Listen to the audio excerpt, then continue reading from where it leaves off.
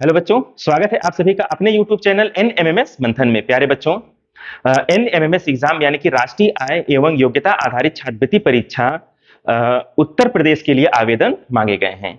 परीक्षा की तिथि कब है, आवेदन कब से प्रारंभ हो रहा है और आवेदन करने की अंतिम तिथि क्या है और कौन कौन से डॉक्यूमेंट्स लगेंगे, इस प्रतिष्ठित एग्जाम की हम तैयारी कैसे करें, इन सब पहलुओं पर आज हम लोग डिस्कस करने वाले हैं। इसलिए इस वीडियो को अंत तक आप अवश्य देखिएगा ताकि आपका एक एक चीज क्लियर हो जाए और कोई कंफ्यूजन ना रहे। ध्यान दें, सबसे पहले तो बच्चों को सबसे ज्यादा कंफ्यूजन तो यही होता है कि राष्ट्रीय आय योग्यता आधारित छात्रवृत्ति योजना जो परीक्षा है यह 2027-28 के लिए है, लेकिन इसका आवेदन 2026 में मांगा जाता है। कब मांगा जाता है? 2026 में। यह योजना 27-28 के लिए है, लेकिन आवेदन 2026 में मांगे जाते हैं और एग्जाम भी 2026 में करा लिया जाता है। यह चीज क्लियर हो गया? आपका आवेदन की जो प्रारंभिक तिथि है वो क्या है? वो है 18 अगस्त 2026, यानी 18 तारीख से 18 अगस्त से इस एग्जाम के लिए आवेदन किए जा सकते हैं। आवेदन की अंतिम जो तिथि है वह है 16 सितंबर 2026, यानी कि 16 सितंबर 2026 तक आप इसका आवेदन कर सकते हैं। ठीक, इस परीक्षा का एग्जाम कब होगा? 1 नवंबर 2026 को उत्तर प्रदेश के सभी जनपदों में। एक चीज क्लियर हो गया कि उत्तर प्रदेश के सभी जनपदों में कब एग्जाम होगा? 1 नवंबर 2026 को। तो इसलिए इसकी तैयारी बहुत ही अच्छे ढंग से करने की जरूरत है। अगर आप अभी से इसकी तैयारी के लिए लग जाएंगे तो बहुत ही आसानी से आप इसकी तैयारी कर पाएंगे। कैसे तैयारी करना है हम आगे इसको डिस्कस करेंगे, ठीक है। इसकी जो आधिकारिक वेबसाइट है www.entdata.co.in, तो ये इसकी आधिकारिक वेबसाइट है। आप इस पर भी जाकर के इसी पर जाकर के आपको आवेदन करना है। आपको गूगल पे www.entdata.co.in जैसे टाइप करेंगे, आप वहां से आवेदन के लिए एक प्रारूप ओपन हो जाएगा, आपको आवेदन करना रहेगा, ठीक है। परीक्षा शुल्क, कोई भी इसके लिए शुल्क नहीं लिया जाता, यानी कि यह निःशुल्क है। इसमें एक भी पैसा आपका नहीं लगेगा। पात्रता एवं अर्हता और इसकी शर्तें, ध्यान से देखिए, ये बहुत इंपॉर्टेंट चीज है। यहाँ पे आपको ध्यान देने की जरूरत है कि इसके लिए कौन कौन लोग पात्र हैं, क्योंकि यहाँ बहुत ज्यादा कंफ्यूजन हो जाता है कि कौन कौन से बच्चे इसके लिए पात्र हैं। हम इसको एक एक चीज करके क्लियर कर दे रहे हैं। नेक्स्ट, ठीक है, ध्यान से देखें। सबसे पहले तो कक्षा 7 में न्यूनतम जो अंक है वह 55% अंक के साथ उत्तीर्ण होना चाहिए। यानी कि इस एग्जाम में वही बच्चा पार्टिसिपेट करेगा जो कक्षा 7 में कितने प्रतिशत के साथ पास हुआ हो? 55% के साथ पास हुआ हो और कक्षा 8 में अध्ययनरत हो, ठीक है। कक्षा 7 में न्यूनतम 55% अंक उसके होने चाहिए और कक्षा 8 में अध्ययनरत हो, ऐसे बच्चे इसमें आवेदन कर सकते हैं, ठीक। अनुसूचित जाति यानी एससी, अनुसूचित जनजाति यानी एसटी वर्ग के अभ्यर्थियों के लिए 5% की छूट, यानी कि न्यूनतम 50% अंक आवश्यक है।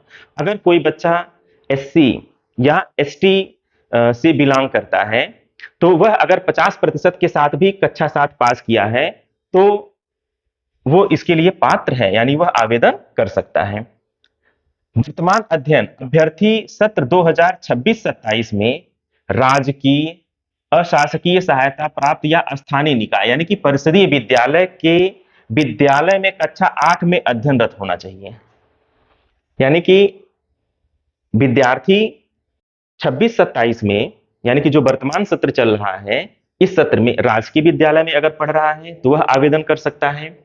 अशासकीय सहायता प्राप्त विद्यालय में अगर पढ़ रहा है तो बच्चा आवेदन कर सकता है, या फिर परिषदीय विद्यालय के बच्चे इसमें आवेदन कर सकते हैं। बाकी बच्चे इसमें आवेदन नहीं कर पाएंगे, ये चीज ध्यान रखना है। अभिभावक की वार्षिक आय कितनी होनी चाहिए?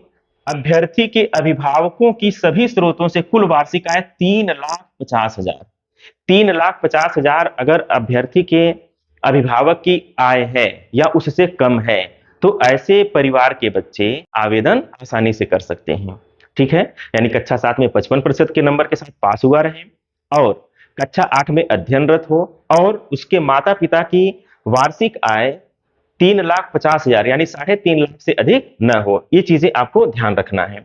आवेदन कौन नहीं कर सकता है उसको भी हम आपको बता दें, कौन आवेदन नहीं कर सकता है। तो जवाहर नवोदय विद्यालय का कोई भी बच्चा इसमें पार्टिसिपेट नहीं कर सकता है, यानी कि नवोदय विद्यालय के बच्चे इसमें भाग नहीं ले सकते हैं, केंद्रीय विद्यालय के बच्चे इसमें भाग नहीं ले सकते हैं, सैनिक स्कूल के भी बच्चे इसमें भाग नहीं ले सकते हैं, राजकीय आवासीय एवं प्राइवेट विद्यालयों के कोई भी प्राइवेट स्कूल में अगर बच्चा अध्ययन कर रहा है तो ऐसे बच्चे इस एग्जाम में पार्टिसिपेट नहीं कर सकते हैं, इस परीक्षा के लिए अर्ह नहीं होंगे। ये चीज सबको समझ में आ गया?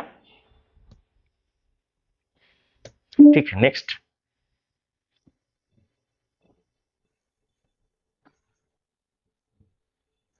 अब देखिए कौन कौन से दस्तावेज लगेंगे, ठीक है ना, आवश्यक दस्तावेज और नियम। आय प्रमाण पत्र, आय प्रमाण पत्र जो है आवेदन करते समय तहसीलदार समकक्ष अधिकारी द्वारा निर्गत आय प्रमाण पत्र अपलोड करना है, यानी कि आपके पास क्या होना चाहिए, आय प्रमाण पत्र। और क्या होना चाहिए, आरक्षण प्रमाण पत्र। अगर कोई बच्चा एससी, एसटी, ओबीसी या दिव्यांगजन या स्वतंत्रता संग्राम सेनानी आश्रित श्रेणी के अभ्यर्थी को सक्षम अधिकारी द्वारा निर्गत निर्धारित प्रारूप पर आरक्षण प्रमाण पत्र अपलोड करना होगा। अगर आपको आरक्षण की जरूरत है या ऐसे एससी से बिलोंग करते हैं, ओबीसी से बिलोंग करते हैं, एसटी से बिलोंग करते हैं, या आप दिव्यांगजन हैं या स्वतंत्रता संग्राम सेनानी आश्रित श्रेणी के अंतर्गत अगर आप आते हैं तो आपको आरक्षण का फायदा मिलेगा। ठीक है, ऐसे लोग आरक्षण प्रमाण पत्र यानी लगा सकते हैं। प्रमाण पत्र की वैधता, सभी प्रमाण पत्र ऑनलाइन आवेदन की अंतिम तिथि यानी कि 16 सितंबर 2026 की पूर्व निर्गत होने चाहिए। इस चीज का भी हमें ध्यान देना है कि जाति प्रमाण पत्र अगर बन रहा है या आय प्रमाण पत्र बन रहा है या दिव्यांग प्रमाण पत्र है, ये सभी प्रमाण पत्र 16 सितंबर के पहले के होने चाहिए। यानी आप लोग का एक काम यह है कि आज ही सभी बच्चे, जितने भी बच्चे हमारी वीडियो देख रहे हैं, जितने भी अध्यापक हमारी वीडियो देख रहे हैं या अभिभावक देख रहे हैं, आप सभी लोग आज ही जाकर के या 1-2 दिन के अंदर ही आवेदन कर दें आय प्रमाण पत्र के लिए और जाति प्रमाण पत्र के लिए। ससमय जाति और आय बनवा लीजिए, तभी आप इस एग्जाम में पार्टिसिपेट अपने पाल्य को यानी अपने बच्चे को पार्टिसिपेट करवा पाएंगे। ठीक है, आवेदन का माध्यम, आवेदन देखिए, आवेदन का जो माध्यम केवल ऑनलाइन आवेदन ही स्वीकार किए जाएंगे। ऐसा नहीं है कि ऑफलाइन की कोई व्यवस्था है, ऑफलाइन की कोई व्यवस्था नहीं है इस एग्जाम में पार्टिसिपेट कराने के लिए। डाक या अन्य किसी भी माध्यम से भेजे गए आवेदन स्वीकार नहीं किए जाएंगे। तो एक चीज आप लोगों को यह ध्यान रखना है कि इस एग्जाम में किन किन चीजों की जरूरत है। कक्षा 7 में बच्चा 55% नंबर के साथ उत्तीर्ण होना चाहिए, बच्चे के पास आय प्रमाण पत्र होना चाहिए, जाति प्रमाण पत्र होना चाहिए, और आप इस एग्जाम के लिए तैयारी कैसे करें, इसके लिए आपको क्या करना है, आप ध्यान से देखें।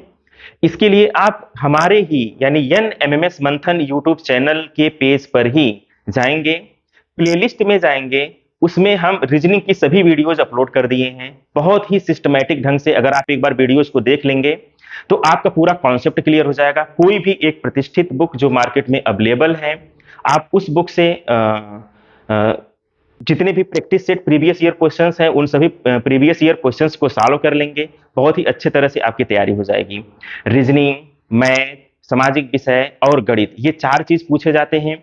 180 प्रश्न का ये एग्जाम होता है, कुल 180 प्रश्न होते हैं और 180 मिनट के लिए यानी कि 3 घंटे के लिए, 3 घंटे में आपको 180 प्रश्न यानी एक प्रश्न को करने के लिए आपको 1 मिनट ही मिलता है।